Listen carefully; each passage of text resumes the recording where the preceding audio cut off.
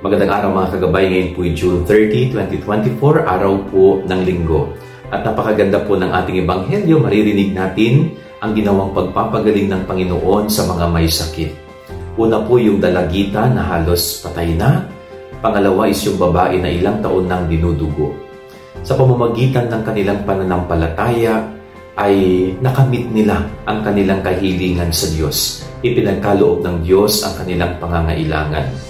Pero napakaganda ding pagnilayan po natin, ano ba yung mas malalim na kahulugan pag sinabing faith or pananampalataya?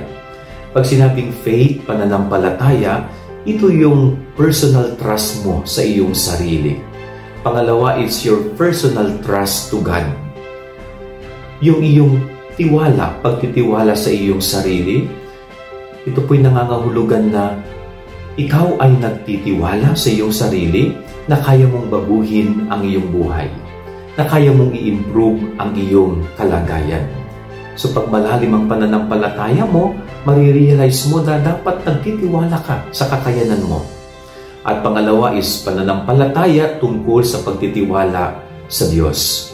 Pag sinabing pananampalataya, nagtitiwala din tayo sa kung ano ang plano ng Diyos. Hindi yung kung ano yung plano natin at gusto natin, kundi kung ano yung plano at gusto ng Diyos para sa atin. Yun ang faith. Na kahit hindi mangyari yung gusto natin, pero kagustuhan ng Diyos ang nangyayari, yun ay isang malalim na pananampalataya pa rin. Nagtitiwala ka sa plano ng Diyos sa iyong buhay. Yan ang ating gabay-aral ngayong maghapon. God bless po sa lahat. Pagpalain kayo ng Panginoon.